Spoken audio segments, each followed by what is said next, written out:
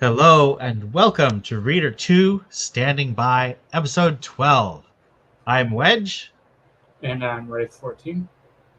and we are so happy to have you join us in our journey through the X-Wing series of Star Wars stories from the old expanded universe. Today, we return to the X-Wing series proper after last month's episode on iJedi with Aaron Allston's Starfighters of Adumar, our 9th book in the official X-Wing series. We will be saying Adumar and Adumar and all kinds of mispronunciations throughout this episode, so say whatever you think is the best pronunciation when you're reading it.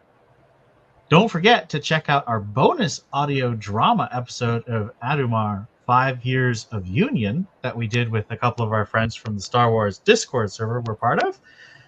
That's also on our feed and in the Substack. So check that out. We had a really great time recording it, and I think that my co-host and my other actors did a wonderful job, ruined by my very silly Wes Jensen.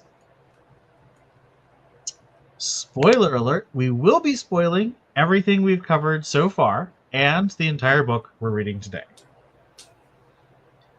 Now, let's get a little context of Starfighters of Adumar, both in and out of universe. So, out of universe, Starfighters of Adumar was published in August of 1999. Allston's previous Star Wars novel, Solo Command, also in the X-Wing series, was published in February of 1999, only 6 months earlier. His next Star Wars novel would be The New Jedi Order Enemy Lines 1, Rebel Dream, in March of 2002, which was likely written in mid to late 2001, given comments that other writers have made about the writing process for the New Jedi Order.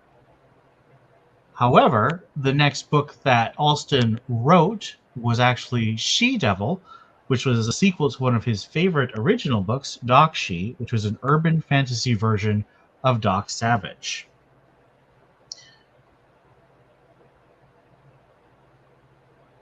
Starfighters of Adumar came out after The Phantom Menace premiered in May of 1999, so a lot of prequel era stuff was coming out around the same time as Starfighters of Adumar.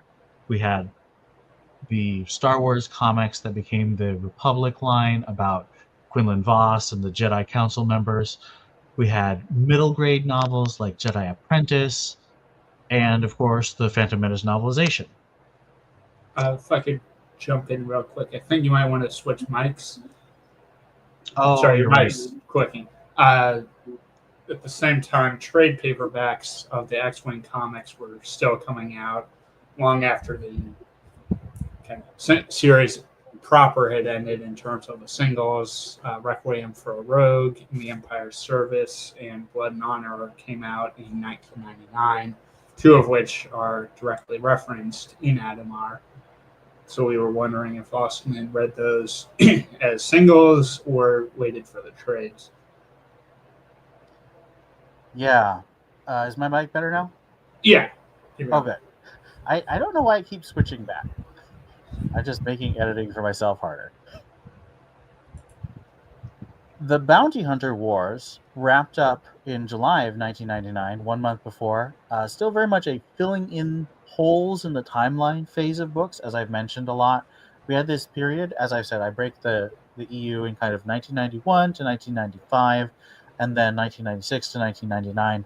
The timeline pushed forward pretty consistently and pretty rapidly in the first 4 years of the extended universe, and then it only went forward 1 or 2 years with the Hand of Thrawn duology, and then everything else was kind of going back in the timeline and filling in the gaps, or filling in the holes.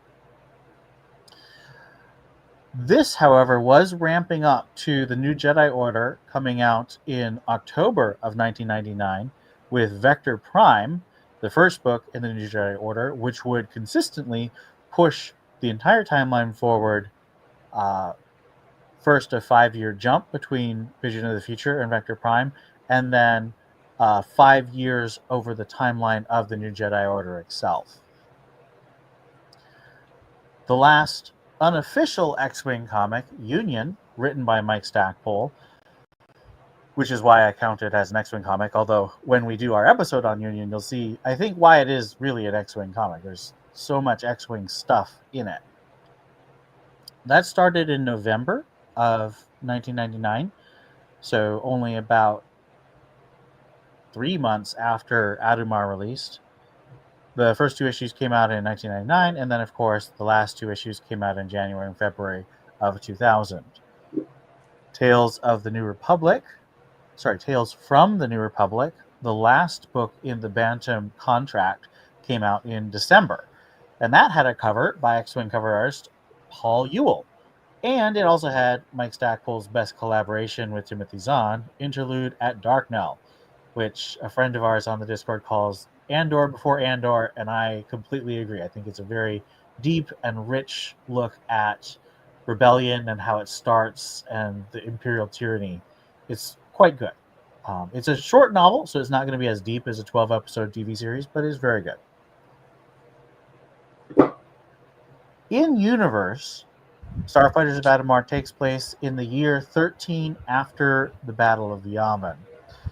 In the previous year, 12 after the Battle of Yavin, Children of the Jedi and Darksaber came out, as well as the short story Simple Tricks in Tales from the New Republic, the comic series Leviathan, and the Jedi Outcast video game, which has a Rogue Squadron appearance.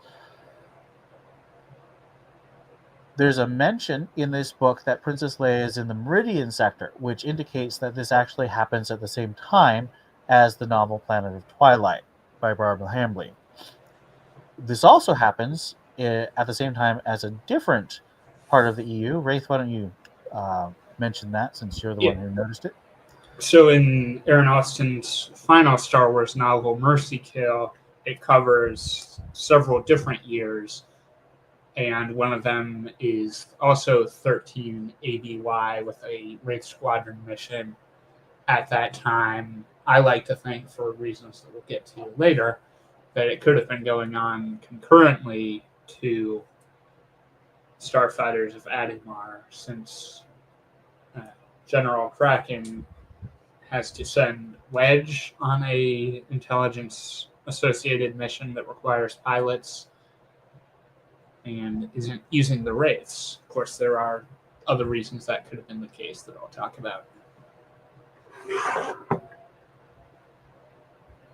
It's also the same year as Crimson Empire 3, which Crimson Empire 3, among other things you could quibble about, like the depiction of the Solo children, has a scene on Adumar that does not make sense in the context of the book, but I suppose we might want to wait to talk about that until later. In the following year in universe, the Crystal Star and the Jedi Academy game, Crystal Star is by Vonda McIntyre, and the Jedi Academy video game sequel to Jedi Outcast, which has one mission starring Wedge Antilles flying an X-Wing, which actually I think you could tie it into what happens in Wedge's plans in this story. There are actually no stories in 15 ABY as far as I can find. And we'll talk about this entire timeline section in our next episode, which is a special look at the books between Starfighters of Adumar and the Union comics. But with that out of the way, why don't we start our mission report, the summary of our book. All right. So, No Way Home is what we're calling the first quarter of the book. I believe it's quarters, yes. And it begins with Wedge planning to break up with his girlfriend, Queezux, after they've dated for around 1 to 2 years. But before he can, she breaks up with him, because as it turns out, neither of them really see a future together. A few weeks later, he's preparing to go on leave to try and figure out his personal life, or that lack thereof. But General Kraken, head of New Republic intelligence, shows up suddenly and persuades, after being reminded that he can't order Wedge to do anything, him to become the lead diplomat on a mission to the world of Adumar, which had been lost from the rest of the galaxy as it's out in the unknown regions, and is now rediscovered and has the ability to mass produce missiles that could be, in turn, uh, used for proton torpedo manufacturing, which has been a long time priority, which has tried to get the New Republic to pursue, but hasn't been very successful. This planet also holds pilots in the highest regard at a societal level, so the New Republic needs pilots to be its diplomats with assistance from an actual professional diplomat.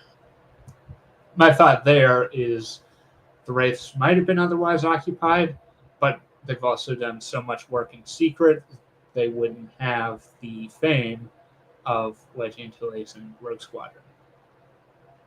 So, could work either way. Reluctant and angry about being coerced into this, Wedge agrees to the mission and pulls in Tycho, Wes, and Hobby as his diplomatic/pilot partner team. Arriving at Adumar with the captured Imperial Star Destroyer Allegiance, Red Flight flies down to the surface in their X-Wings, but are suddenly set upon and have to shoot down a group of Adumari starfighters that had attacked them unprovoked. On the ground, they meet their official diplomatic liaison, Tomer Darpin, who Wes Jansen quickly recognizes is a former pilot with bad history at trying to land a Y-wing. Wedge makes a 4-part, very brief speech to the welcoming crowd, and they head to their new quarters. To be fair to Tomer, Y-wings are terrible to fly, so landing them is no better. In our next quarter of the book, which I have called Far From Home, Wedge and Red Flight quickly discover that the situation on Adumar is not good. Adumar has no world government. Instead, competing and often warring nations control the various land masses, and they've landed in Kartan, the largest of these nations. Furthermore, the Adumari don't just love pilots, they love dueling to the death, whether in the air or with their signature weapon, the blastsword, a metal blade with a blaster tip that goes off when you hit someone. At their first banquet, they also meet 2 familiar faces.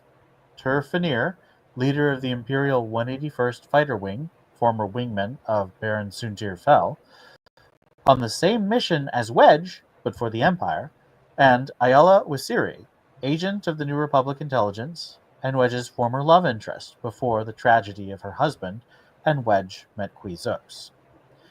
The Kartan Purator, also known as the ruler of Kartan, assigns them the Kartan Blastsword champion as a guide, Cheris Ki Hanadi, a girl of 16 or 17 years old, who immediately develops a crush on Wedge. Wedge meets with Ayala, and she says they're not friends anymore, leaving him heartbroken.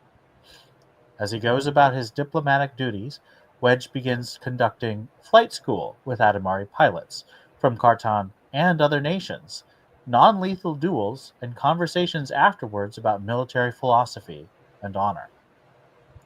Red Flight also fends off an assassination attempt, they assume from the Imperial diplomatic team.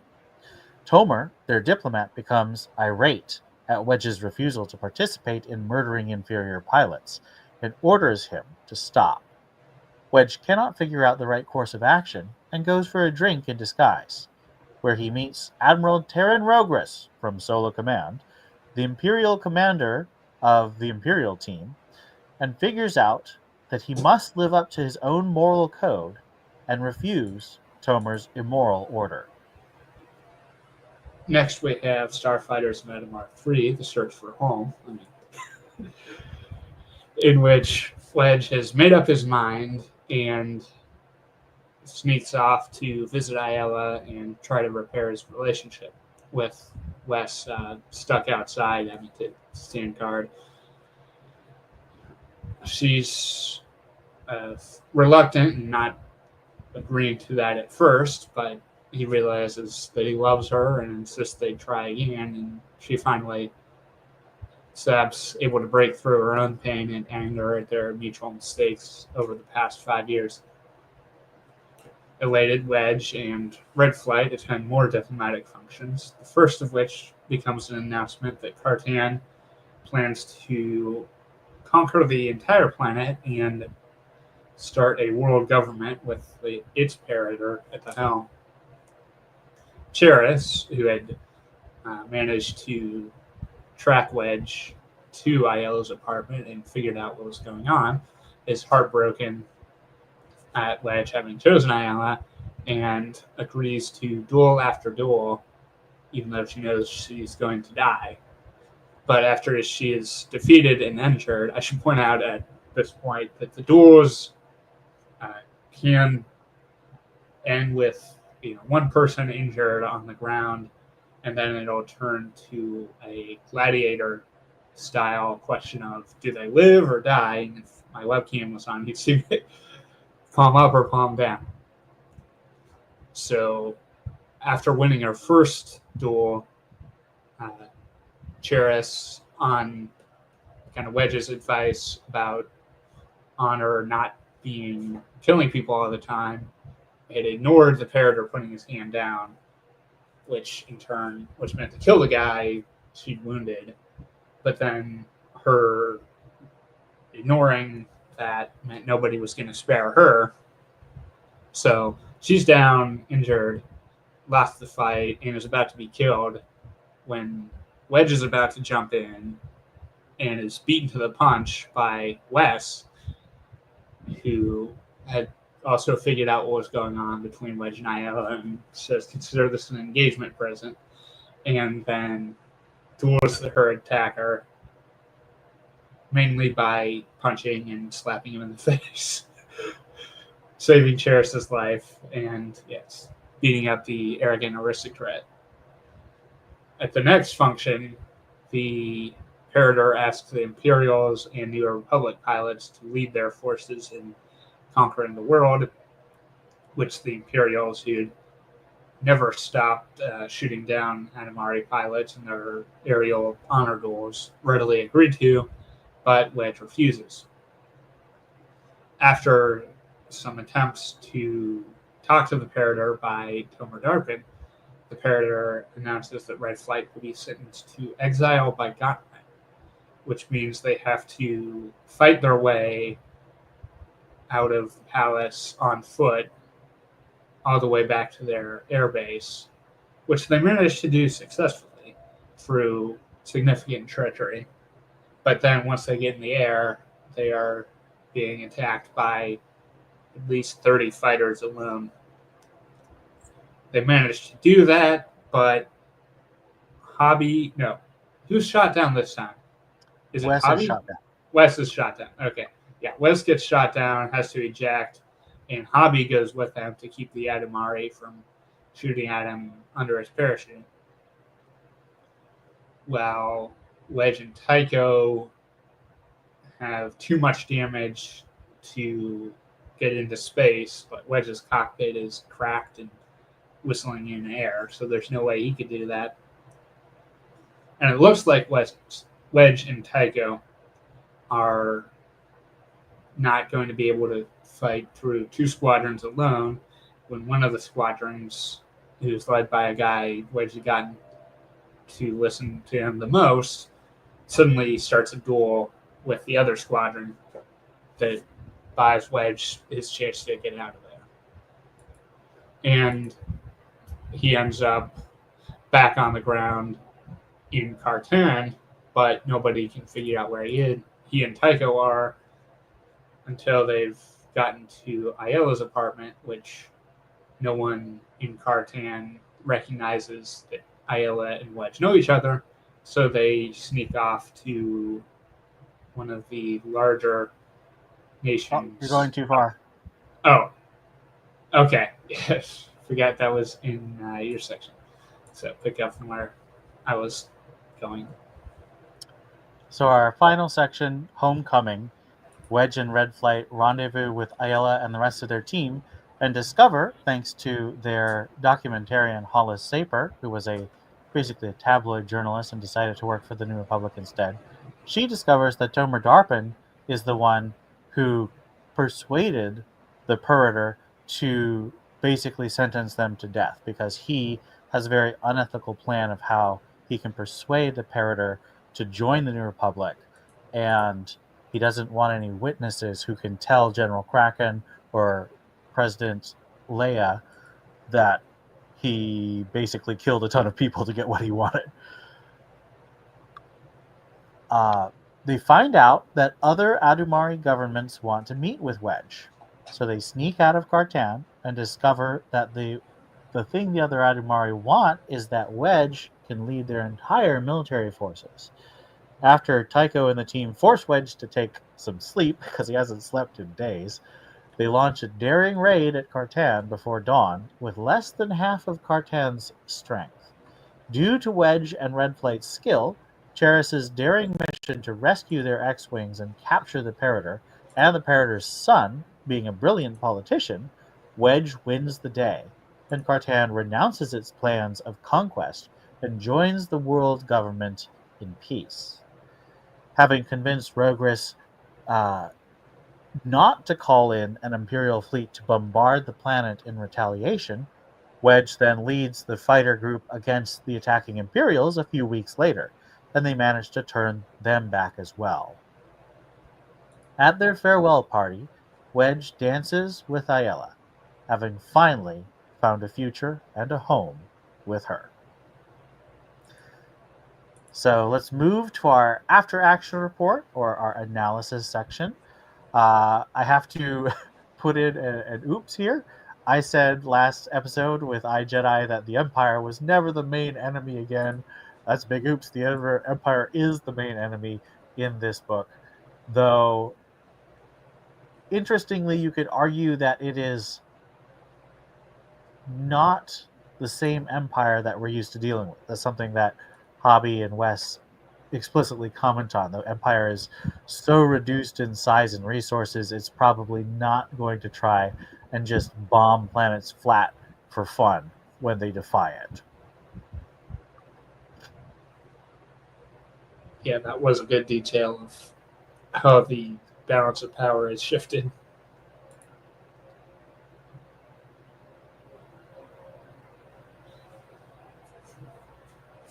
So yeah, I had a couple notes that I jotted down when I was reading after going through Izard's Revenge and iJedi.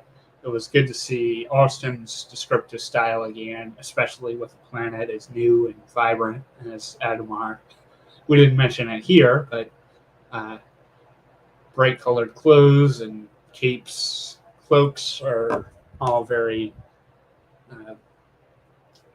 hallmarks of Adumari, or at least Kartan culture. And we get more of his habit of describing people's voices as raspy when they're under emotional strain, which I know happens with Ayala here and happened with Larinassol several times. I do, since we just got done with iJedi last month, we really spend a lot of time on only 2 planets in iJedi, which is Yavin 4 and Corcrus.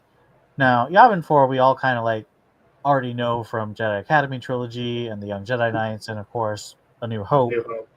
And there's not really society. It's not really a planet. It's a frontier with a camp on it. It doesn't have any cities. It has no industry. But Corcrus, I would say we probably get a decent picture of at least the main city of Corcrus. We know it's Gotham. What? We know it's Gotham. Yes. It is Gotham. So how do you feel about Corcrus versus Adumar in terms of detail and your own, would you want to live in Corcrus or Adumar more? I'd definitely rather be on Adumar than Corcrus. Well, yes. But this is literally a pirate tavern. It's like Tortuga in the Pirates of the Caribbean movies. Yeah, Adumar, not a great place. It's an Well, Cartan is interesting. not a great place. We don't know about Yes, Yedgon and Helgardia.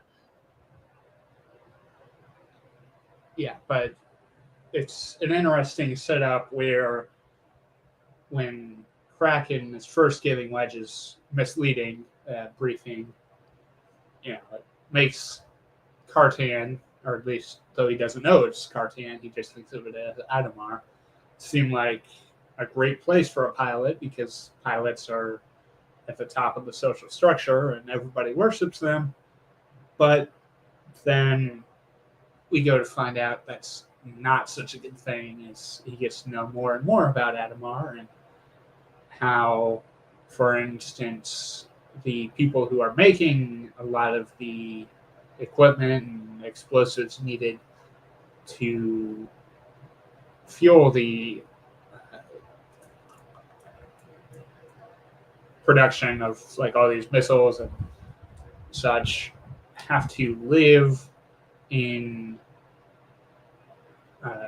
kind of underground housing facilities built on top of the factories themselves, so that if and when there's another war between Cartan and the other nations, if the factory is bombed, the workers' housing would take the hit first. And it's mentioned that Cheris, who does not like that system at all, had to work in the factories, as had her mother, who died of, I think they call it brown lung, Yeah, it's kind of a which seemed a lot like, what is it, black lung? black lung from the coal mines in Virginia. Yeah. Yeah, I got a real sense that Allston was very much trying to go for a Victorian Industrial Revolution, Northern England feel combined with those mining towns with the underground and the brown lung. Just absolutely brutal working class conditions. Yeah, we should also mention it's got some similarities to like Three Musketeers by Alexander Dumas, or A. Dumas. It's spelled very similar to Adumar, and we do not think that's a coincidence. That probably isn't. I mean, especially considering the Three Musketeers are actually four Musketeers, and we Right. have our four pilots visiting blades, fighting with swords on a strange planet.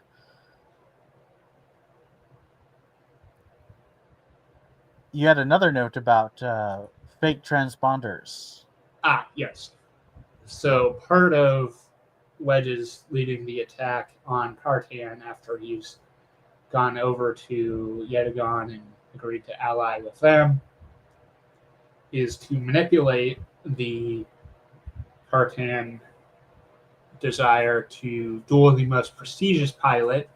So he has his group switching on and off transponders that will at times disguise Wedge as just another Yetagon rookie or make someone else look like Wedge, sowing confusion in the ranks of their enemies. And I say is similar to what we see in Wraith Squadron, the first novel by Allston, with two A-Wing pilots and two of the Wraiths at Folor Base, having the A-Wings pretend to be the Millennium Falcon on a transponder that gets picked up by the Imperials, and Rogue Squadron being the two X-Wings, so they manipulate their shields to give off that profile of greater numbers. And there's another instance similar to this in the Enemy Lines duology written by Allston for New Jedi Order. So they're not a full repeat of the same trick, but they're similar in ways that make sense in and out of universe. Agreed. Wedge's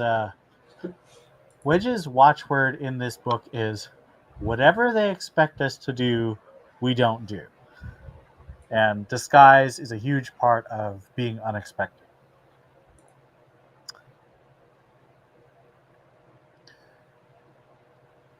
We see a lot of Adumar, and this book I read when I was about 12 or 13. And it had a huge impact on my concepts of honor and morality and integrity. And we'll talk about that more in our thematic section. But even though Adumar is clearly not a place that you'd probably want to live, because you could either be basically a feudal serf working in factories, or you could be an aristocrat constantly dueling and killing and being killed, it's vibrant. It sticks in your head. You had a comment about some of the other nations. It is a shame that we don't see life in those nations, because we do get a sense that they are less honor bound, less bloodthirsty, partly because they're not as wealthy as Cartan, so they don't have as many young men hanging out needing to either go to war or kill each other, and partly because they have a different culture. I think when Wedge is first bringing up the idea of what if we duel with simulated weapons, so we're not killing each other as pilots, and when he's asking one of the Adumari mechanics with Cartan, can we be set up like this? They mentioned that these other nations that aren't as good, they do things like that, and they're looking down on it. But sure, we can try. So that sets up that the other countries are more prone to just simulated dueling, not killing each other, which is a definite plus. Which also probably explains how they're able to prevail against a force twice their size, because their pilots have more experience. Now, some people have read this book and said that Adumar is has a young adult quality of the world building. It's too simplified. It's like a planet of hats where everyone acts the same. How do you feel about how Allston built Adumar in your head? We both read this fairly young, but we've read a lot of books since then. How do you feel it stands up, having reread it for this episode?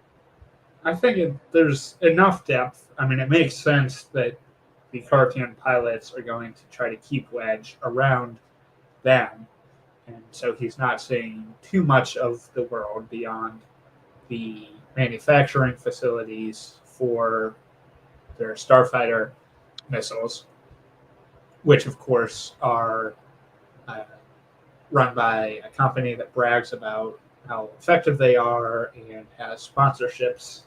It's mentioned that Cheris is well paid for her blastsword fighting by the premier blastsword production company, and basically does commercials for them.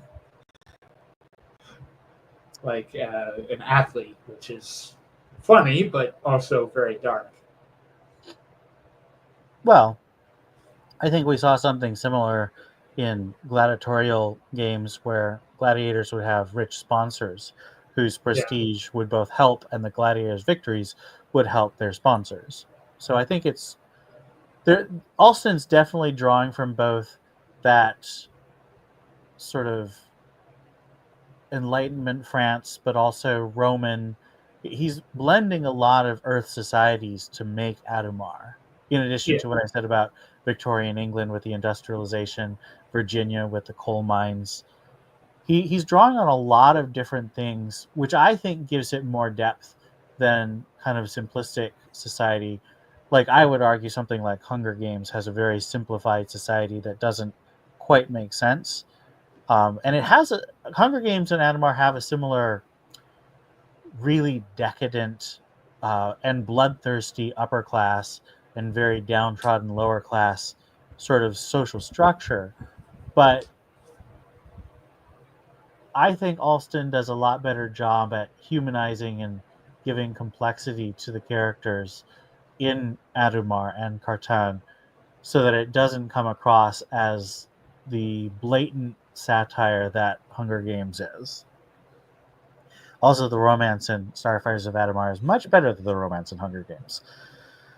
Yeah, I'll mention it also gave a feeling of kind of World War I pilots, Yes. with a very Knights of the Air attitude and colorful aircraft, I'll say, since the Cartan, they can go into space, their main designs, but that's not what they're best suited for. They're much more for atmosphere.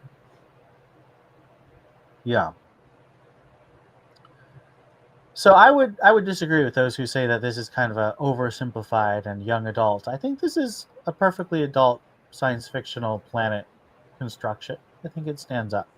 I mean, we've read a book, I won't use it as Wing Books again, where it's kind of pilots running society that is directly young adult. Well, that one definitely is young adult, and I think does suffer from some of the oversimplification, where you end up with a bunch of 17-year-old admirals, which I think just pushes credulity a little bit for me. Well, we only have 17-year-old admirals. Spoiler, the other admirals are unavailable one way or another.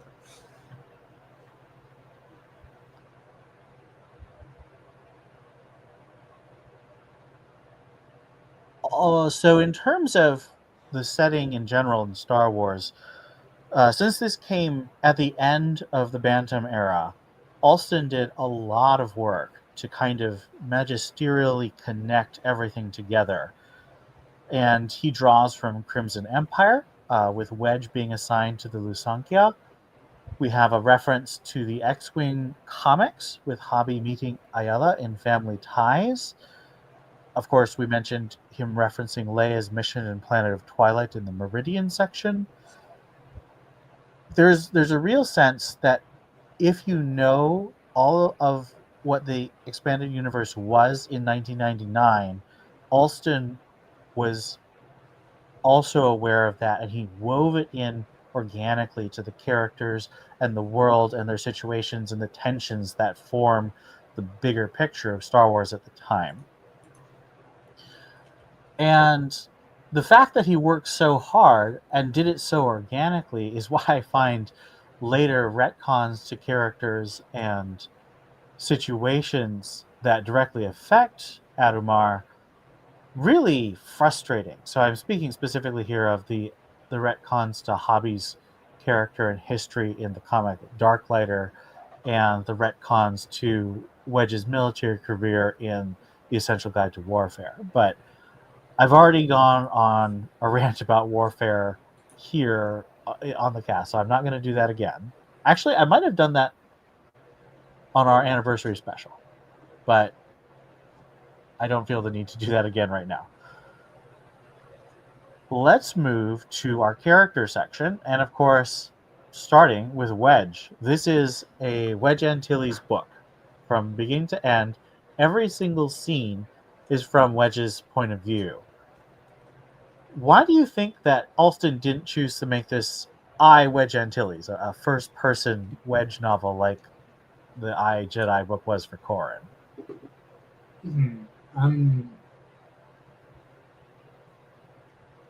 It could be. So a lot of this book involves what Wedge is thinking and feeling, and it might not work as well if he's directly acknowledging that. For example, I agree. with how he's thinking about when did Ayala and my friendship disappear, even though she'd been off on her missions and I've been doing mine. And well, I also think about things we were like still friends. Yeah, I also think about like the introduction of Red Flight, and Wedge thinks about how everyone looks and how he looks, and I think that wouldn't work as well if he were thinking about himself that way. Yeah. So I think that it's very interesting that it's completely from Wedge's perspective, and yet it keeps a little bit of distance so we can kind of have a bit more objectivity about Wedge himself and what's happening than the pure subjectivity of a first-person narrative. That said, I would have loved to have read, if Allston had written it, I, Jansen. I mean, let's talk about Wes when we get to him. But that would be fascinating to see an I, Jansen book. We have a mention. We have two speeches that Wedge gives. The first one when he introduces himself to Adumar at the beginning of the novel, and then the last one when he speaks to the united Adumari forces before the first climactic battle. And you had an observation about these. Yeah, so when Wedge is giving his first speech, he, responding to Wes's doubts that this is going to go well, so he has the Antilles four-step instant speech. With step one, remind them who everyone is in case they've forgotten. 2, remind them what you're here for. 3, tell them something personal so you know that they know you've been paying attention. And 4, wrap it up before you make a fool of yourself. Which he does follow that with about a paragraph of speech per item in his initial meeting to the people of Cartan, which involves them chanting Cartan over and over at the beginning. So then when he's giving his speech to Yedigan, he opens it by addressing them as the people of Adumar and explaining how, we're doing this to form a true world government. I say he does follow the steps of the speech, and it ends with the people around him, led mostly by Tycho and Ayala, chanting Adumar. Yeah, it's the structure in this book is really well crafted. That's not something I noticed until I think when we reread it for the anniversary video we did last year. I think you pointed that out then. And I just am marveling at Allston's craft every time I read this book because it's so perfectly judged and so well constructed and so emotionally effective and accessible. I already mentioned this in our recap, but it's funny. Wedge Antilles first met Quizux in the novel, I want to say it's Dark Apprentice, actually. Quizux was introduced in Jedi Search, but I think Kevin J. Anderson had Wedge meet Quizux in Dark Apprentice. And that was in 1994, I want to say. And they didn't update Wedge's relationship status for 5 years, from 1994 to 1998, when Timothy Zahn said, "Oh, no, Wedge got married to Ayala." And so Quizux was the love interest for Wedge for a very significant and formative time in Star Wars fans' life. But when you look at the actual timeline, it was only 2 years max, from 11 after the Battle of Yavin to 13 after the Battle of Yavin. It's just funny how these things kind of stick around in an evolving fandom, and then they're changed or retconned, and the people who were around or who read those books first know what it was like to be like, Wedge is with that weird Quizux chick. Yeah, so if you're not familiar, Quizux is described as an alien woman described as bird-like, if memory serves. Yeah, she has hollow bones and blue skin and feathery hair. Yeah. Now, three of the 4 Red Flight pilots have nicknames from the Cartan aristocrats, and Wedge's nickname is the Diligent One. And apparently that has some connotations from Cartan that make it more romantic, but I would say at least according to Cheris. But was that? I said at least that's according to Cheris. Oh, well, Cherish is head over heels in love with Wedge at the point, so can't necessarily say that's true. But I think it's funny to talk about the nicknames. There's so much detail that sticks in your head and your heart from this book that you can, if you're talking with someone who knows Starfighters of Adumar and you say, "Oh, the Diligent One," they'll know what you're talking about because it's so memorable. The people of Cartan, they also pronounce things differently. Oh, so yes. Red becomes more like Rad, and Wedge is abbreviated to Wash. And I And really hope we get a audiobook that follows that and is unabridged in the style of how they've been doing them with X-Wing 1 through 7 and 10 from before the Essential Legends collection. that would be really amazing. I hope they do that. We shall see if it happens.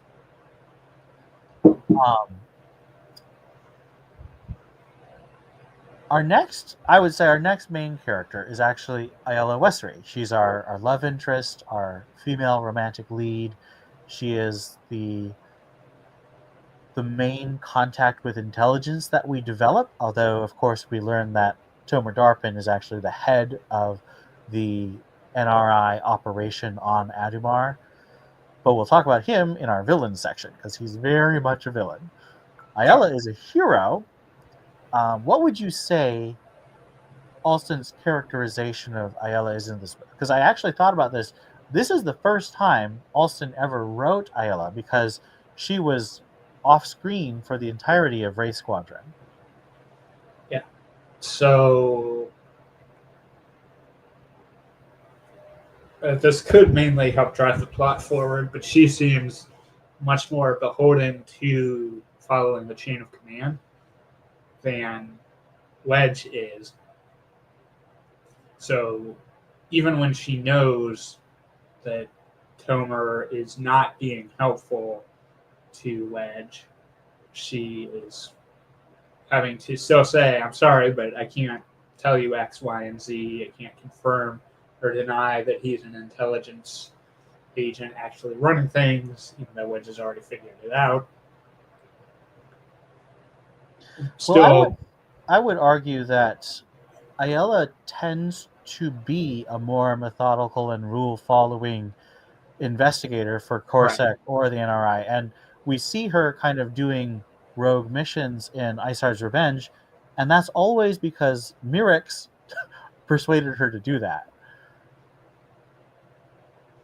Yeah, there's a funny bit near the end where Wedge comments that it usually takes a decree of the Senate or a planetary collision to get Ayala to make up her mind and do something, or to get Ayala to change her mind when she had previously made it up.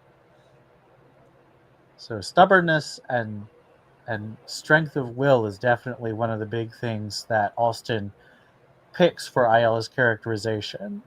And she's so stubborn that it gets in her way romantically because she can't bring herself to kind of let go of the past and how she messed up her chances with Wedge, even after he's no longer with Qui.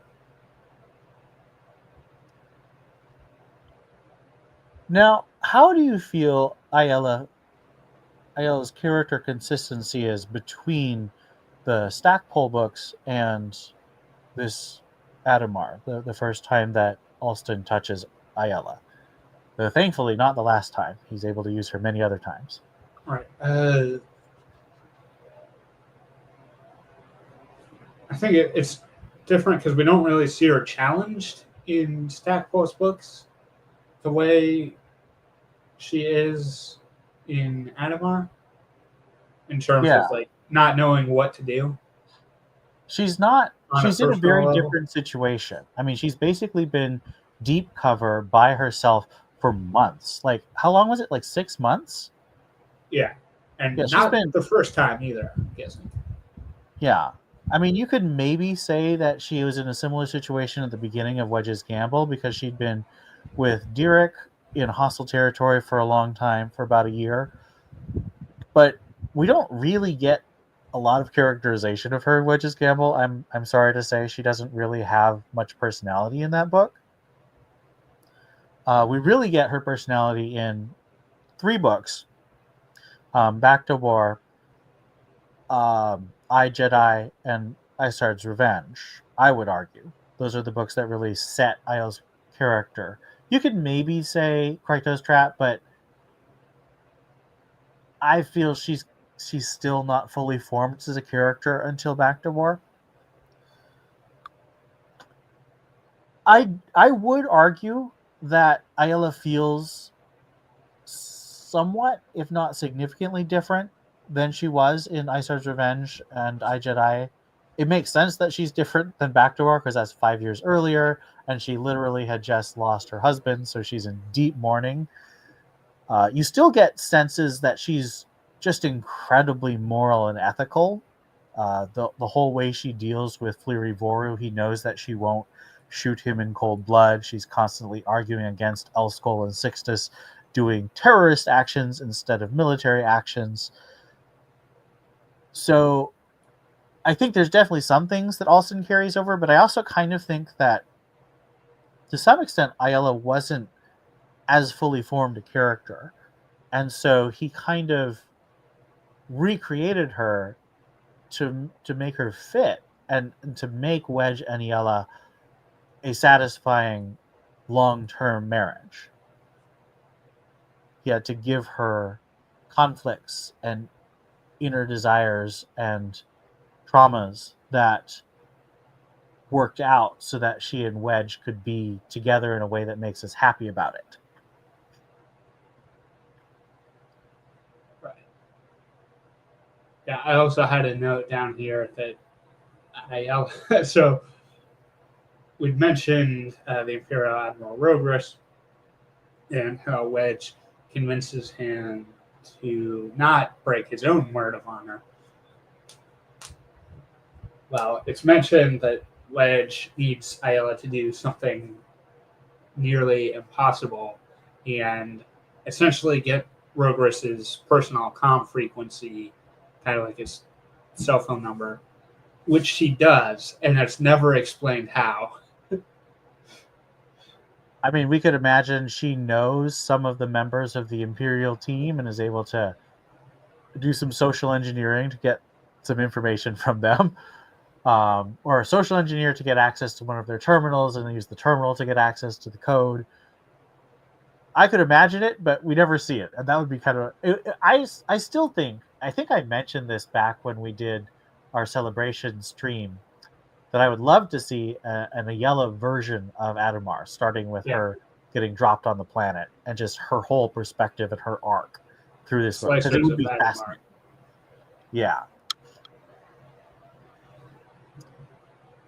Let's move to our second in command, Tycho Selju. And you had a comment here about Tycho. Well, we sorted that out. Well, you mentioned, I think this is true, that this is probably the most... Oh, that was my comment. I forgot. Yeah, it's probably the most in-depth look we get at the individual personalities of Tycho, Wes, and Hobby, even though it's all from Wedge's point of view, because he's around them so much, and there's so much time where they are not actively dogfighting. Yeah.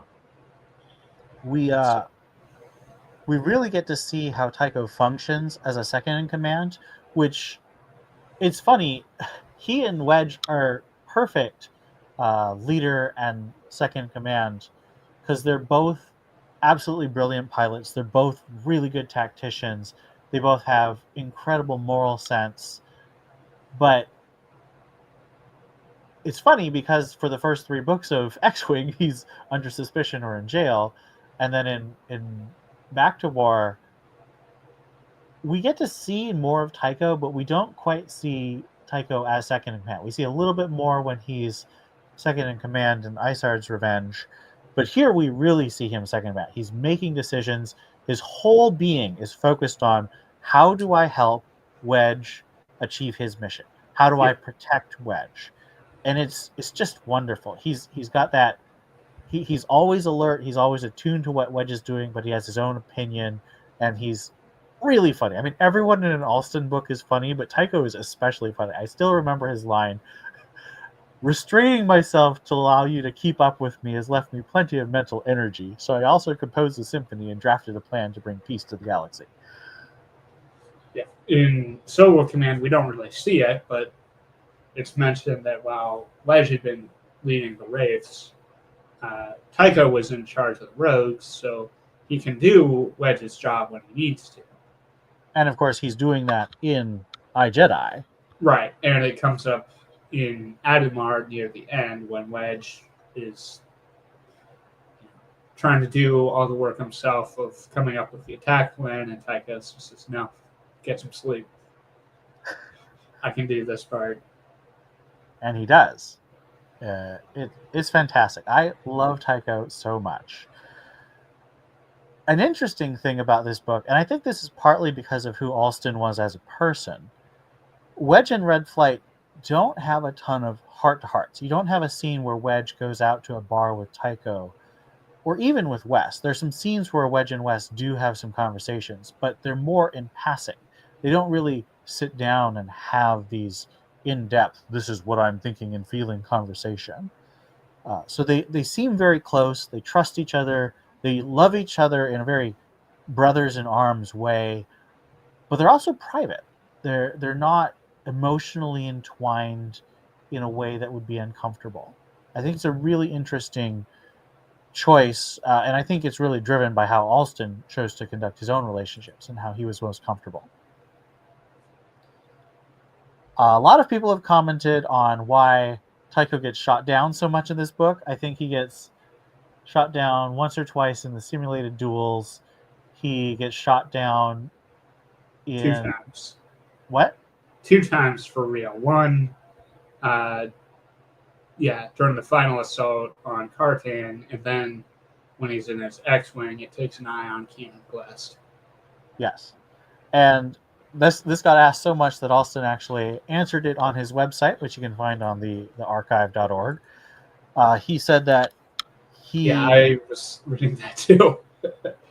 He said that he loves Tycho. He doesn't have anything against Tycho, but he thought that it made sense because Tycho was brought up on TIE fighters, and he then transferred to A-wings, and X-wings are the most sluggish thing that he's really spent any real time with, as Hoppy points out in the book. And so the blade is roughly equivalent to like a Y-wing or B-wing in terms of how it handles. It's much more sluggish, it's much slower, and so his brain is too good for the fighter, really.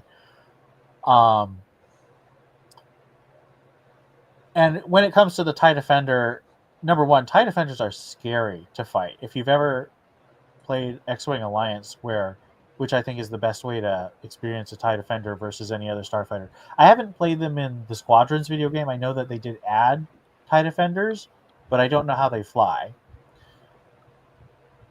But in X-Wing Alliance, they're insanely fast. They have so much firepower, and they have decent shields.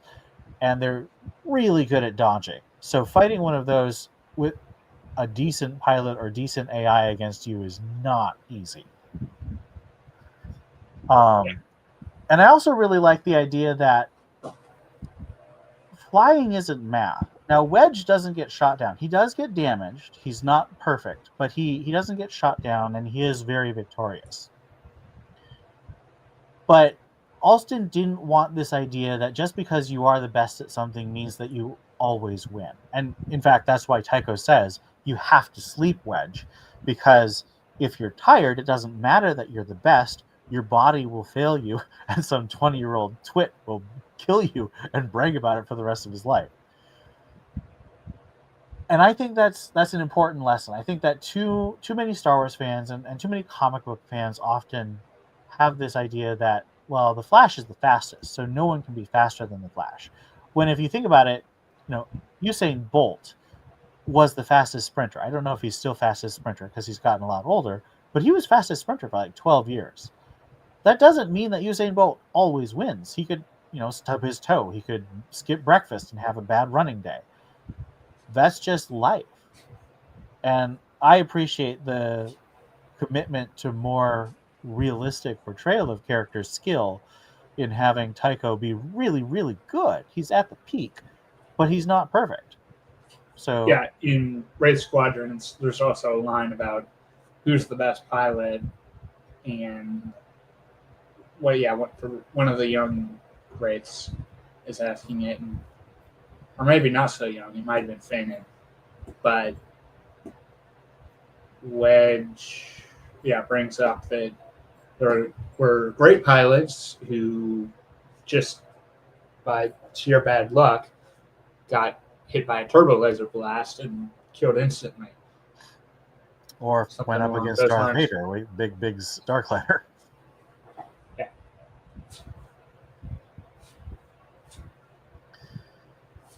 Tycho's nickname at the Adumari court is the Doleful One, which perplexes him because he's not sad. In fact, they point out that he actually has a successful relationship with Winter, which is nice to see. But he's so sad and handsome that the Kartan ladies would like to comfort him. Which also goes back to something that came up in Red Squadron. The first book, Reinder, expert on human psychology, or so he thinks, Yeah. can be convinced that's why Phelan Sam Skimmer was attracted to Mendonos. All right, let's move on to Wes Jansen. There is so much Wes in this book. We got a good chunk of Wes Jansen in the Wraith trilogy, but this book has the most Jansen, and he is really funny. Yeah. Now, here's where we can discuss the idea of an I. Jansen book, and I would say that you could try to make Wes Jansen the protagonist of a story, but I don't think that's the best use of his character. And actually, a few months ago, we were talking about a fanfic that does make Wes the romantic lead of a fanfic. I think it doesn't work because Wes is comic relief, and Wes is a pretty mature, despite the fact that he's very immature, he's mature in the way he's immature because he knows when the right time to joke is. He doesn't hurt people with his jokes. Unless he means to, like when he beats up the aristocrat who wanted to kill Cheris. He never hurts Wedge. He never hurts his friends. He just maybe makes them uncomfortable, kind of embarrasses them, but he's always able to turn off his joking when it's need to. So I think he's mature in his immaturity in that way. But that means he doesn't need to grow that much. And I think that a Jansen novel might be funny, but it would be more of like a satire than a dramatic novel. Yeah, if there was an I. Jansen novel, it would be an in-universe autobiography, too. Yes. Oh, that would be hilarious. And this is where I saved the entire garrison of Hoth by myself. And this is where Hobby died. Oh, wait, he's back. Yes. Jansen's nickname in the court, of course, is the Darling One, and I think we all know why that is. Yeah, I went back to it, and it turns out Jansen is the source of the one who says what all the nicknames are. So, yeah, whether he's the Darling One or not, maybe not true. Maybe he's the one. Well, don't they say that when they're escaping? I did a search for Darling, and Darling is only used in that set of paragraphs. So they just say Diligent One before? Yeah, I guess that's right. They say that one's the Diligent One. So, yeah. Yeah, okay. So we don't know for sure that Wes is the Darling One, but it would make sense because he is handsome and he's very charming. And, of course, our final Red Flight member, Hobby. And like everyone else, like all the other rogues, this is the deepest Hobby characterization we get. He's mournful, taciturn, doesn't speak very much, funny, but in a bleak, kind of dark way, black humor, pessimistic, very direct, and crashes a lot. And could all be traced back to his one line in Empire Strikes Back during the briefing for Hoth. 2 X-Wings against a Star Destroyer? Well, you know what? When you only have one line to build a character off of, you might as well lean into it. And you really remember Hobby from this. And you really remember Jansen from Good Shot Jansen, and he's grinning. Wait, I think he does.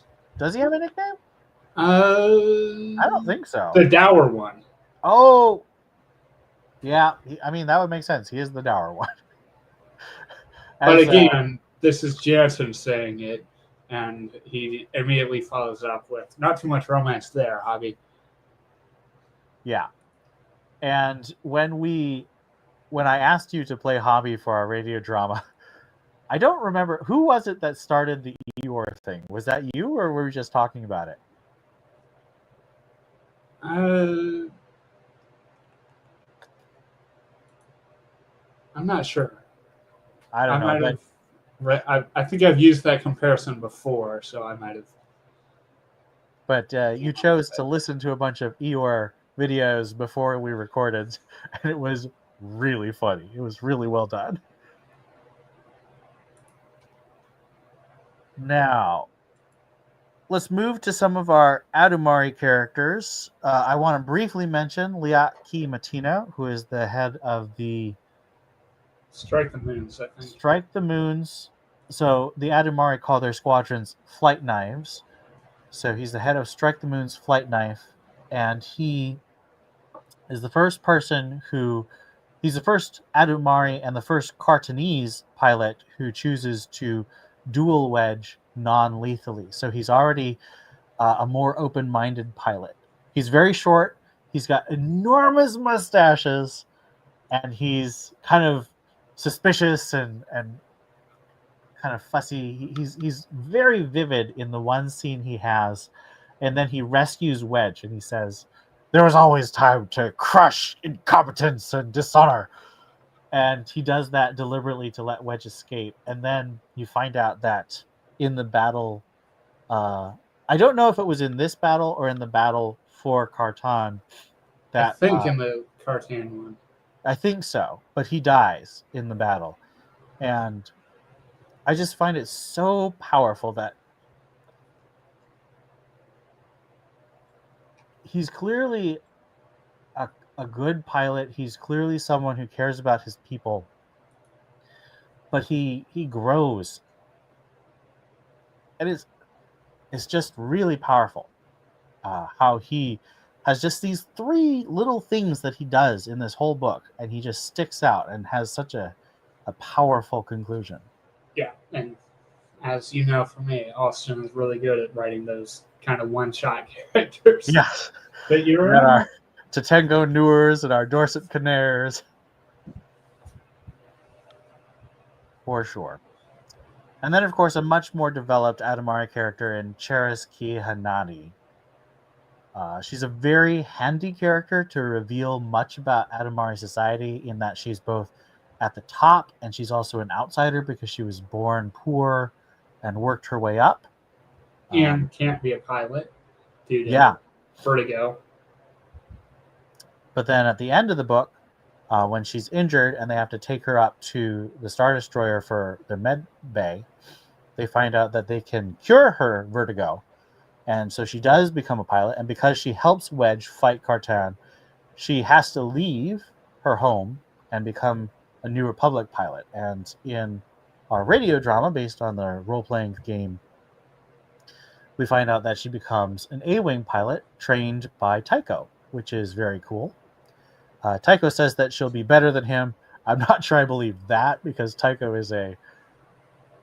and Wedge are basically once-in-generation talents.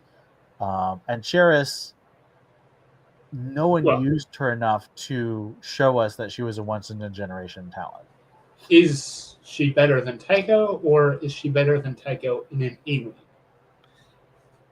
Especially after Tycho's had a decade in an X-Wing. Yeah.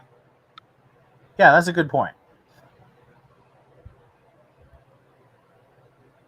But I think the only other time we see Cheris is in the Fate of the Jedi novel Outcast, also, of course, by Allston, where she joins a bunch of pilots in kind of a here's all our favorite pilot characters scene from Wedge's perspective, which is kind of fun and nice to know that she made it out of the darkness that is New Jedi Order and Legacy of the Force.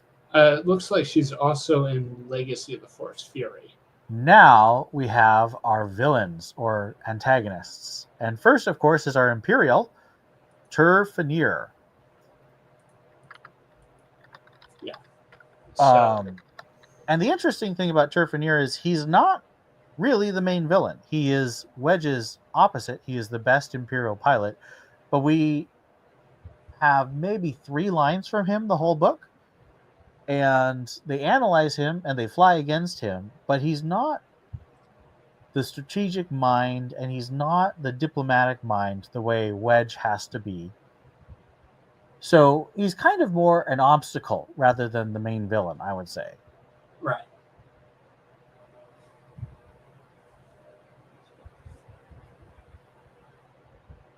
Any other Turfanier thoughts? I mean, he'd been Tycho's foil when Sunter fell, was still with the Empire. And it's interesting that he tries to get Fel, the there? warlord.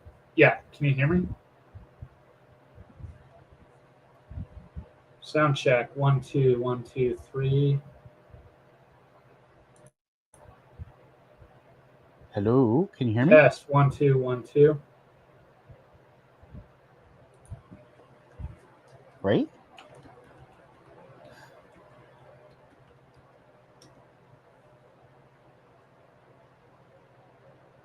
Okay.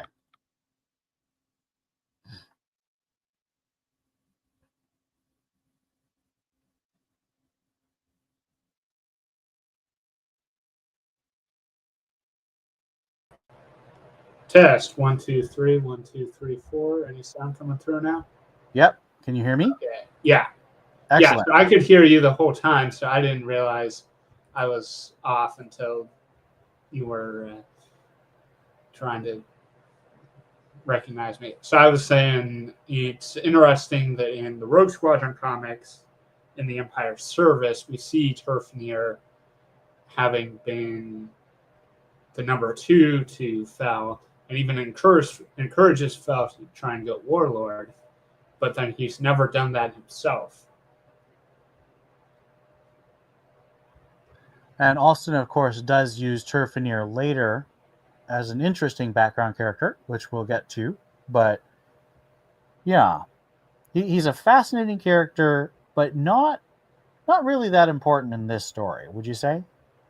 Yeah, I mean, he could be any other Imperial pilot, but it does help that he and Wedge have a bit of history when they run into each other and have to awkwardly shake hands and not wish each other good luck. Yes. So let's move to our actual main villain, Tomer Darpin. New Yes, Republic I'm going diplomatic. to blame him for that bit of loss of signal there. He put me under a comp blackout. Yes, he did. He said, NRI 1, do not acknowledge race transmissions. So he's officially a member of the diplomatic corps, but he's actually a member of New Republic intelligence. And he's definitely the main villain. He's so despicable because everything is based around his own judgment. He's never willing to trust anyone else. He's never willing to work with anyone else.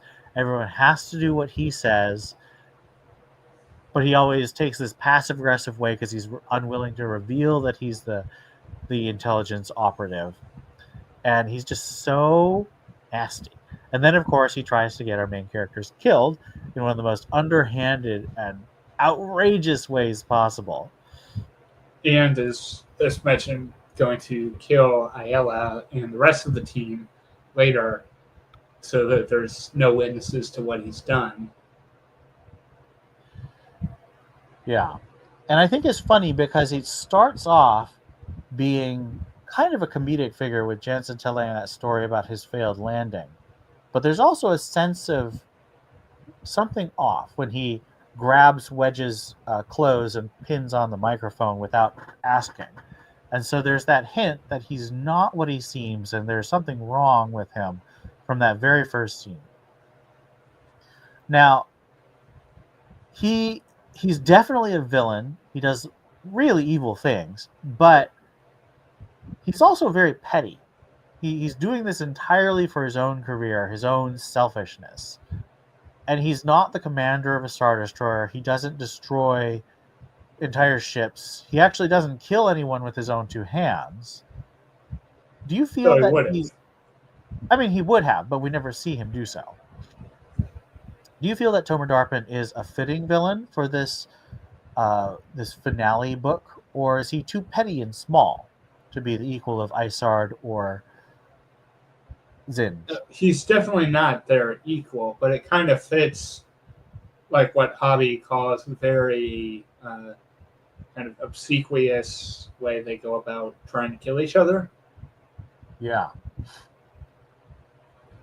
Well, and I would also say that there's a chance you could say that Adumari culture or the forces around Wedge are the real obstacle, if not like villain, not necessarily evil intent, but Wedge has to figure out how to triumph. He has to figure out how to win in these circumstances. So Tomer is the most personal of the obstacles, but he has to overcome Darpin. He has to overcome Turfinir. He has to overcome the entire situation. He has to overcome his own problems. He has to overcome Ayela's arguments. And he does so. He figures a way to win, to save as many people as he can and do the right thing, which, of course, is what Wedge is best at trying to do, which is, of course, finding the right choice and making it. And speaking of Wedge, finding the right choice and making it. So when the Cartan forces have essentially, they're losing, the Imperials have cut and run on them because they've lost too many of the ties, and the Parador has been captured. Wedge has to figure out, how do we get them to surrender when this old guy is the Parador. So, I've never surrendered. I'm not going to do it to you. And so he convinces the guy, what if you just retired, abdicated the throne, and your son could take over in your place? And so that happens, but then the son, the new Parador, who we find out had been living under an assumed name for his own protection and was someone Wedge had met previously as another pilot, also refuses to surrender, but instead talks the other nations into letting Cartan join the new Adumari Union as an equal member rather than a subjugated nation that had lost the war, brief as it was, which I think that works from the sense of we need a ceasefire now so that we can become part of the New Republic and fight the Imperials that are coming in within a few days. Yeah, I could see some people who are not as favorably inclined toward this novel saying, oh, that's too easy, it's a deus ex machina. But I think the idea that Balas is one of Wedge's biggest fans, as we find out in our last scene, which means that he really understands and admires Wedge's morality and wants to be part of the New Republic. And then we find out that Balas has really taken the lead in making the lives of workers better and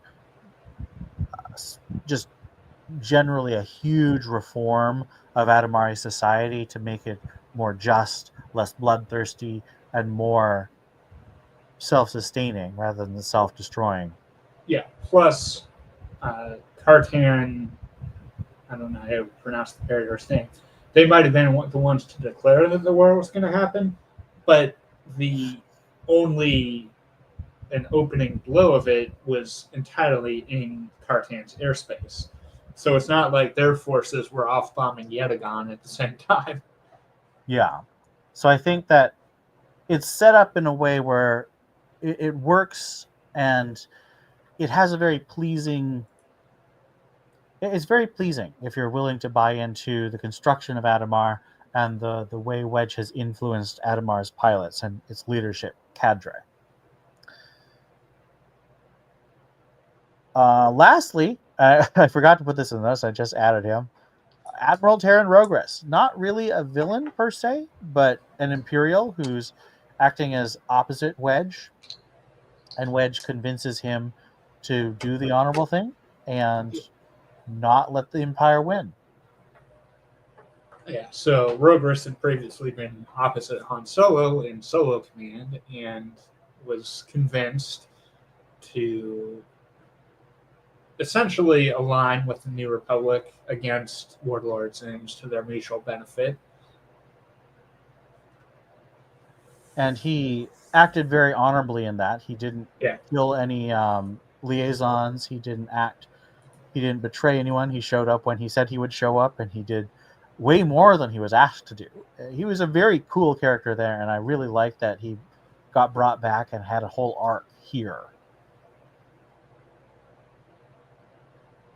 An arc that mirrors somewhat Wedge's, because Rogris is having to think about, I've promised that if Adumar joins the New Republic, I'll leave them alone, but I know the Empire is not going to do that. And so I'll be ordered to break my word, and I can't do that. And Wedge says, if you do that, if you break your word, you will probably kill yourself in dishonor. Which very much fits with the Empire's kind of a British Empire in the 1800s sense, with some elements of the Japanese Empire in World War II as well, both very honor-based and a long history of officers committing suicide when they fail. So that brings us to the end of our character section, and now let's talk about the action scenes, because of course, as an X-Wing book, you have to have a lot of action. And I think Allston does a great job with that. So let's highlight each of the main action sequences and our favorite bits from all of them. So we start with our first dogfight, Wedge and Red Flight flying their X-Wings down from the Star Destroyer to the surface, and they don't know anything about Adumar, and they suddenly get attacked by these fighters, and they have to blow them up. Yeah. At least they're on X-Wings at that point. Well, it is an X-Wing book, so you have to have X-Wing. I think that there's sort of a sense that Allston constructed it so he could have an X-Wing scene at the beginning and an X-Wing scene at the end, and that's why he did that. You could probably get rid of the second X-Wing battle at the end, but it's an X-Wing book. You got to fly those guys. Yeah, it's a good scene. The other group issues a challenge to Wedge in their traditional style, but then he's too confused to figure out what's going on. And then they have to defend themselves, which they do, but then immediately he's asking Darkman, what was that?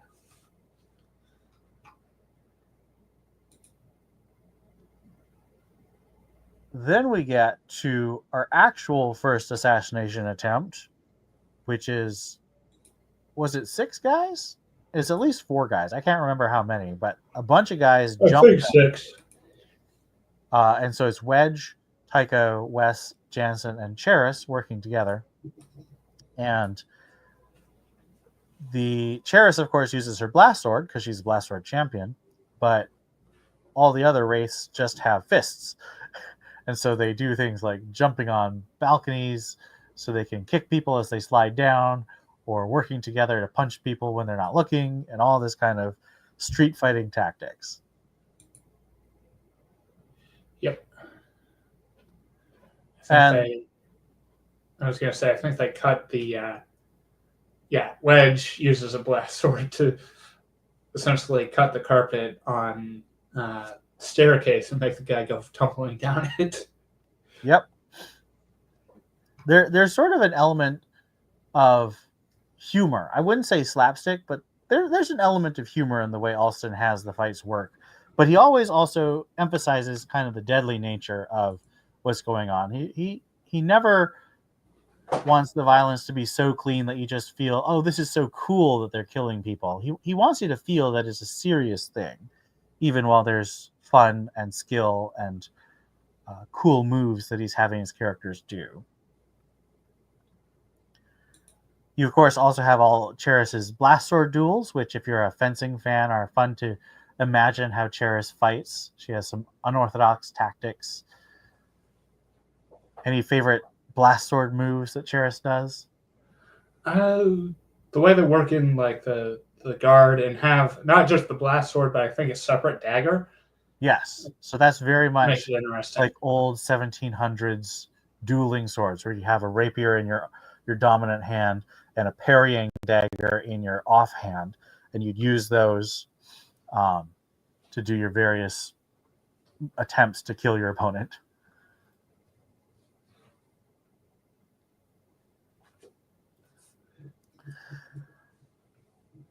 We then have our training missions against the various pilots, which are fun, especially because instead of being in a computer simulator, you've got paint clouds for missiles. And so Jensen gets hit with a pink or orange cloud of paint and says, "I am slain by a bag of paint."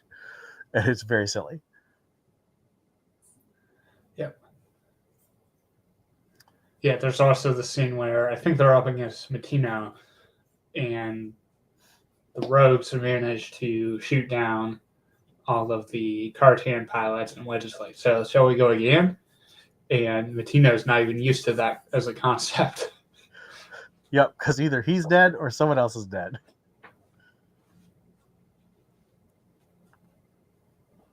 Wes, of course, has the big fist fight, which starts off as a duel, but he basically just tries to make his opponent as mad as possible and then disarm them and then punch him into unconsciousness.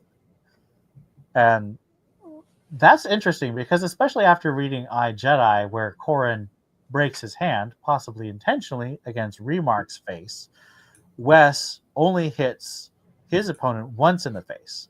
And I wondered if that was a reference to I, Jedi, or if that's just something Allston knew from his own researches into fighting. Yeah, because then Wes's final blow is an open palm slap. Yep. He's very much trying to humiliate someone who is willing to murder a 17-year-old girl. To be fair, that girl had killed dozens, if not dozens and dozens of people. Yeah. The gauntlet scene is very memorable. Well, Just for how much subterfuge they have to engage in.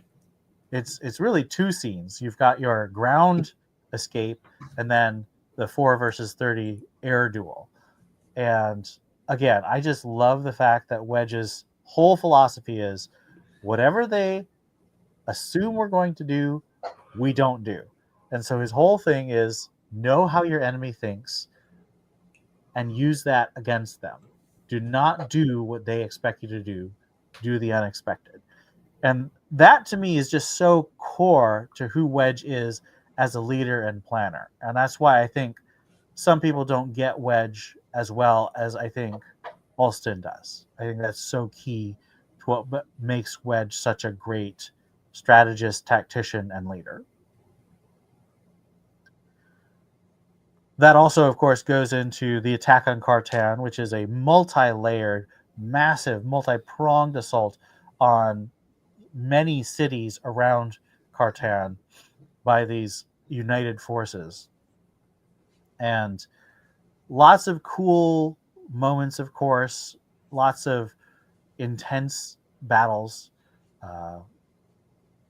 It's really interesting. And you really get a cinematic sense because before Wedge and his team can find their X-Wings, the TIE Interceptors are just killing so many of the United Adumari that if Wedge couldn't get his X-Wings and chase off the Interceptors, they would have lost no matter what, you know? Speaking of knowing how your enemy fights or not, it also comes up that the Cartan people just used a winch to move Wedge and the other Red Flag X-Wings to the Paradox Palace and never thought to do anything about the astromech droids inside them. Oops. So they're able to broadcast the exact location of the Paradox Palace and how to get there. Yeah.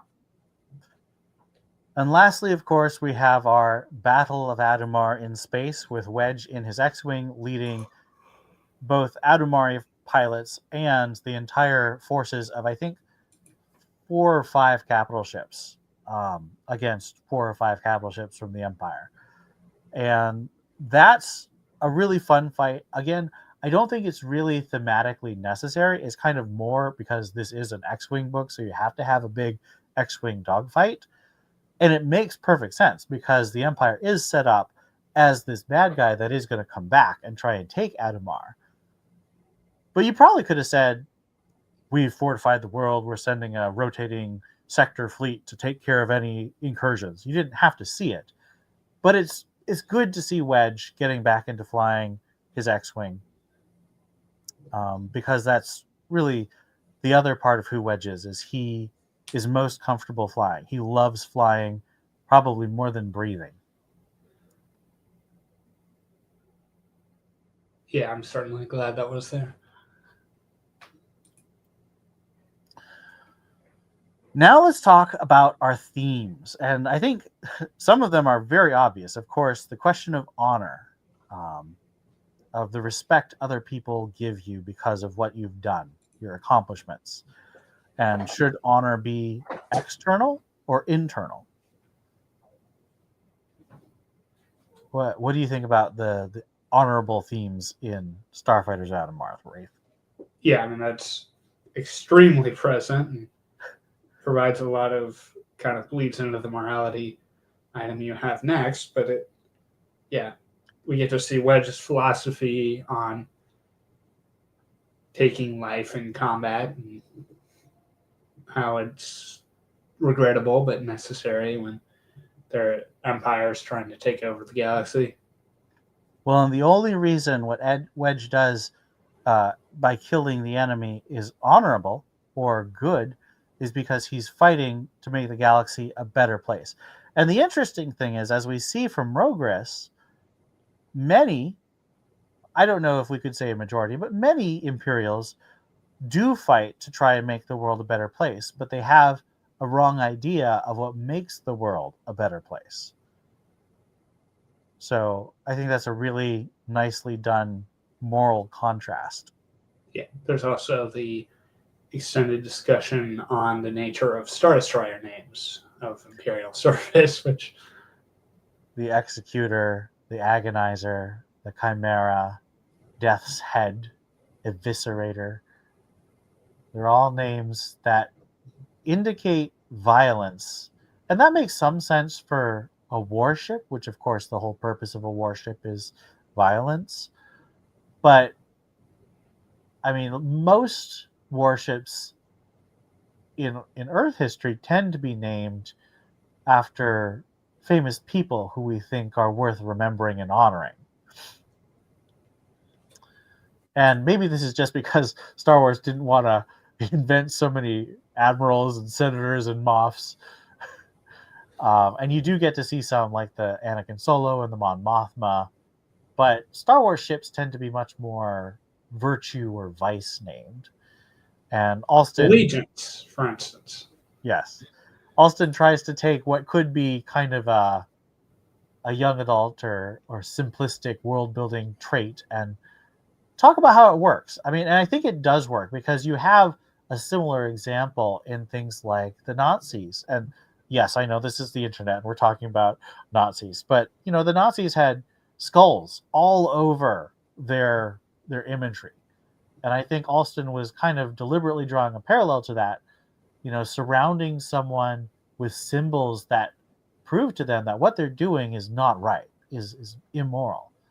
But then saying, oh, you're so honorable, you're so good, you're promoting the fitness of the species, you're the master race, all these things. You are the good civilization that's bringing medicine and culture to backwards worlds that would die of plagues.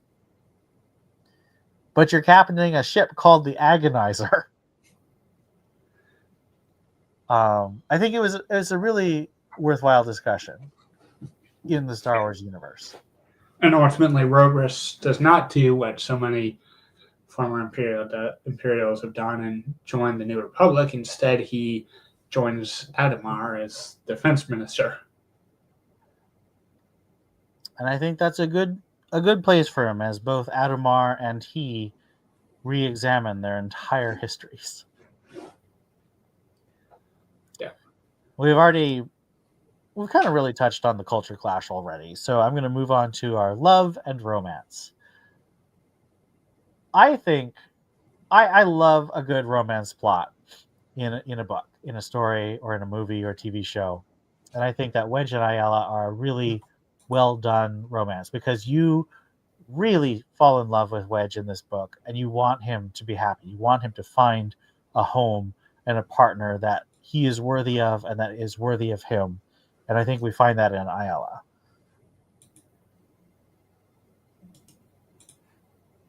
Yeah, it's a really good, finally getting together moment. And Allston has said that was one of the purposes of this book. The other purpose was, of course, to write just a kick butt Wedge Antilles story, and I think we both definitely agree that that's what we get. But it's also, Timothy Zahn said Wedge has married Ayala. Well, how did that happen? So he put it on the screen, on the page, and I'm so glad he did, because it's a very satisfying romance.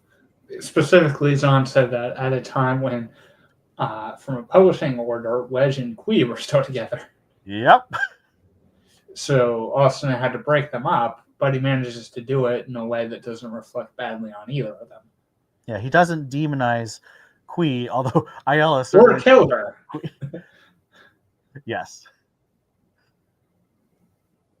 Which, especially back in the 90s, was a very common way of dealing with unwanted love interests. Lastly, of course, because we have our four, some people call them the Core Four, the Fab Four, I call them Red Flight, some people call them the Rogues, but Wedge, Tycho, Wes, and Hobby, wonderful brotherhood, very much a Three Musketeers, but unlike the Musketeers, they're not interested in sleeping with the wives of other people, so they're way better. Well, I don't know about that for chance. Well, okay, Wes might. He does talk about, Wedge says, what if an Adumari aristocrat comes up to you and says, I need help from the New Republic? And Wes's answer is she good looking? Yeah. I didn't get the chance to bring this up earlier because of the sound issue, but in Allston's notes, he also talks about why wasn't Corran Horn part of the group. And Allston said there could be several reasons. Corran could have been working on Jedi matters. Wedge definitely wanted Tycho along for this mission, and Tycho probably would have wanted Corran behind with the Rogues, or Corran and Myrix might have been busy working on the family. Yeah, I mean, I feel like Valen would be born right around now. Yeah, although I don't think that had been set up by the time Adumar was getting written. It might have been, because Valen is in Spectre of the Past. Ah, yes. But I think it also makes sense that Corran might have been leading the Rogues, because if Tycho's not... I mean, Wedge took all of the senior leadership of the Rogues. He took Tycho, who was the leader, the colonel, and the two majors. So after that, you've got captains. Like Corran and Gavin at least are captains, but Corran's definitely a more senior captain and probably would be the one who led the Rogues in Tycho and Wedge's absence. Tycho, Wedge, Wes, and Hobby's absence. Yeah. Though Gavin does lead the Rogues in New Jedi Order. Yes, but I think it would not make as much sense for him to be leading him at this point in his career. Right, only if Corran was also gone. Yeah. Now, I also think that it wouldn't make as much sense for Allston to use Corran as much. Now, he does use Corran, especially later when he gets to Legacy of the Force, but I think he wanted to let Corran be Stackpole's character and not Right. sort of step on Stackpole's toes. In the same way that some people I mean, Zahn's talked about how he doesn't like necessarily using other people's characters because he doesn't want to do it wrong. Now, you could also argue that Tycho is Stackpole's character, but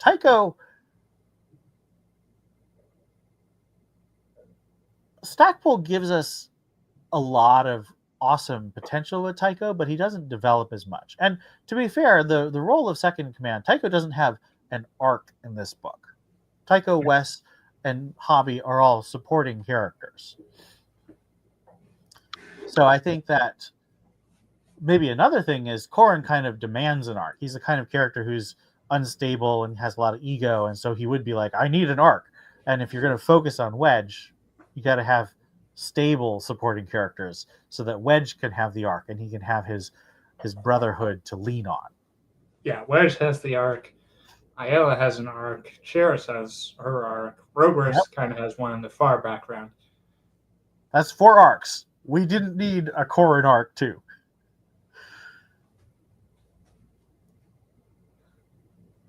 All right, so that brings us to the end of our theme section, which just leaves a couple more pieces. Lastly, our aesthetics section. My first aesthetic question of 2, so not too many. Can you read Starfighters of Adumar right after you watch the movies? If you watch the movies and you're like, I love that one guy who was in all the movies but had like 3 lines and he flew an X-Wing, and I love those Starfighter battles, would you say, first thing after watching Return of the Jedi, here is Starfighters of Adumar? I think it could be done. I don't think it should be done. I think you should read the first X-Wing books before it. Exactly. I would say start with Rogue Squadron. If you're that guy who's like, I love Wedge, I love those Starfighter battles, you hand them Rogue Squadron. Or you can hand them Wraith Squadron. Like one of those two. But I would say that this is a standalone, because even though it serves as a finale to the first 8 books with Wedge and Ayala's romance, and also Wedge's longing for a family in the Wraith Squadron books, it's not part of a bigger arc. It's not part of like a villain like Zinj or like Isard, who's slowly building plans, and the rogues are slowly building their own plans in this chess game against them. This is a single problem that's solved in the one book, and you can reread it easily without feeling you have to reread all of the 8 books before it. Now, I have reread, Solo Command or Back to War or Isard's Revenge by themselves too. I like finales, so I tend to read those books. But I think that because it's basically a single problem, the what do we do about Adumar, it is more standalone. Yeah. Yeah, I agree. It's standalone. I just wouldn't recommend someone read it on its own without having read the rest of X-Wing. Yeah, I think it's so much more satisfying if you've read the rest of X-Wing and you've read the X-Wing comics, because then you know who, Turfanir is. You've got that background with Hobby and Ayala's first meeting. So I think that the entire X-Wing series, including the comics, finds its first culmination here in Starfighters of Adumar.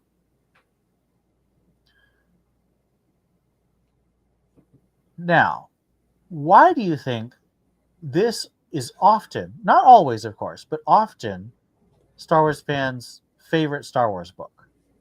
I think that could go to the standalone nature of it, because it's hard to pick one book from a series of several as your single favorite. So the nature of this makes it easier. Yeah. Which I'll talk more about that at the ranking point we get to right after this. Agreed. I would say it's that standalone nature. I also think it's so well done, and it does touch on themes a lot more obviously. As I've tried to start talking about themes a lot more in the last couple episodes, and sometimes the X-Wing books tend to be more straightforward adventure books. There are conversations about morality, but they're not really wedded to the conflict. Like the conversations that Ayala and Elskull have in Back to War are very adult conversations. They're very mature conversations about, insurgency and life after death and religion, but they're not wedded to the theme of the Back to War. They're not really the main point. Whereas the questions of honor, morality, culture class, romance, home, and brotherhood, those are those are what makes Starfighters of Adumar the book it is. They're not sort of fun conversations that happen on the side. They're key to what makes the book work. They're key to the conflict. They're key to the resolution of the conflict. So I think that it is a better book. I think it's just intensely well written, well crafted. And I think that's why fans put it at the top, because they recognize that it does something different and better than a lot of Star Wars books. Huh. So that brings us to our ranking. So again, we're not going to go through the entire 9-book series plus comics, but of the 9 books, where would we put this between, or would we put it at the top? I think that only a crazy person would put Starfighters of Adumar at the bottom of the X-Wing series. I don't think I've ever met someone who did that. Yeah, I think I would put it 4th, just because I can't bring myself to break up the Wraith Squadron Iron Fist solo command run. It might be better than one or two of them on its own, but those just flow so well together and tell such a unified story. I can't put Adumar in between. That's very fair. And the Wraith books and the first 4 Rogue books are units. They're one big story. I do tend to think of them more individually, which is why I rank Back to War above Wraith Squadron. But for me, so Starfighters of Adumar occupies a rotating spot. It changes rankings depending on how I'm feeling about it. And right now, I'm feeling very positively. So I am going to put it at the top. It is my favorite of the X-Wing series and of all Star Wars novels. But depending on what I've read most recently, it rotates with Vision of the Future by Timothy Zahn, which is also a book that sometimes is my favorite, and Solo Command. I think Solo Command, the journeys of Min and Lara specifically have the same kind of moral and thematic depth that Wedge's journey has in Starfighters of Adumar, and the conclusion is as satisfying as the conclusion of Adumar. So sometimes Solo Command's going to be on top and Adumar's below it, and sometimes Adumar's at top and Solo Command's below it, and sometimes Vision of the Future is at the top. So it rotates, but it's top 3 Star Wars books for sure.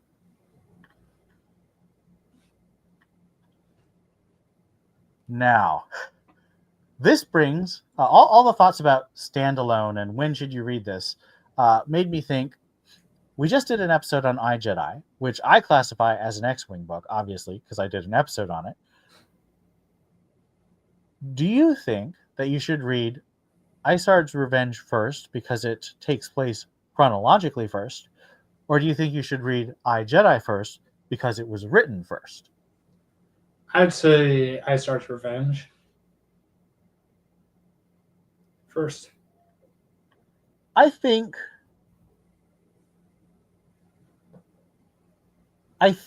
you're right. And I definitely think that Stackpole tried to write it as a prequel to iJedi because of the things that he does with Corran in that book. But it was also written and released a year later, and a lot of additional things were incorporated into Isard's Revenge that are not incorporated into iJedi. So part of me wants to say you should read iJedi first. And part of that is because I read iJedi first, because it came out first. Yeah, I guess the question is, are we saying this to someone who's read X-Wing up to Solo Command already, or has read none of it? Yeah. And has just finished Jedi Academy trilogy and is looking for something more, and that time frame. Yeah. Well, that brings us to our end of our main part of the episode, talking about Starfighters of Adumar. Now let's get to our wing books. Again, a wing book is a book or other story. We've recommended movies and radio dramas before. Would we recommend to people who liked this month's book, Starfighters of Adumar? And I will say that I would recommend the book Thud by Terry Pratchett, which is one of the Discworld novels. And I also say Night Watch, but mostly Thud. And the reason I think that people who enjoy Starfighters of Adumar would enjoy Thud is because, in addition to both Allston and Pratchett have very funny senses of humor, and that really comes out in their books, the character of Samuel Vines has a lot of great character parallels with Wedge Antilles, in both of them being normal people, no magic powers, no force powers, who have a military or first responder job. Vimes is a policeman in a fantasy city, and he starts as a constable and works his way up to head of all policing in basically the country, and he trains internationally as well. But both Wedge, and Wedge, of course, rises from a simple starfighter pilot to a general in charge of a super star destroyer. But both of them just want to do the base level task. Wedge wants to fly. He loves flying best. He's most comfortable in a cockpit. And Vimes wants to patrol the streets. He just wants to be in his city and know what's going on and protect people from people who want to hurt them. And so both of them have this love of the street level or cockpit level, even though they become the highest rank that you can achieve basically in their profession.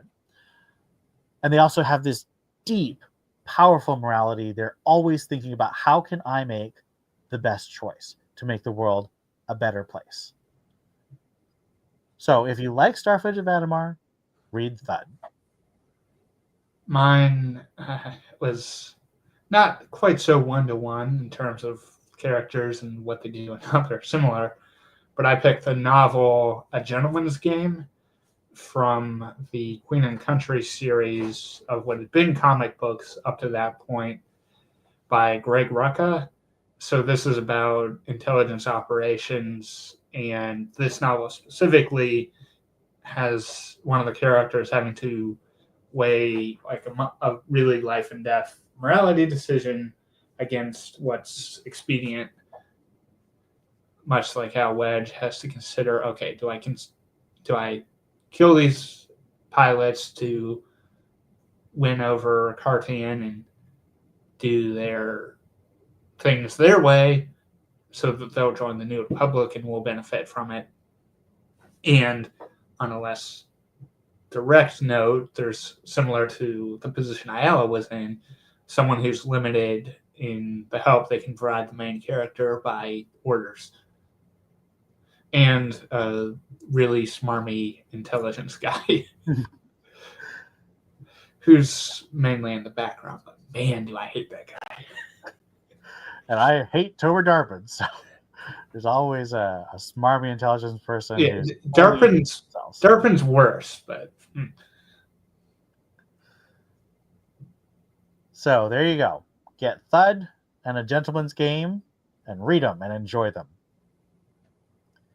Next time, we will be traveling the vast distance between Starfighters of Adumar and the end of the Bantam era of chronology, summarizing Wedge's character journey in that time period, and focusing on 3 books.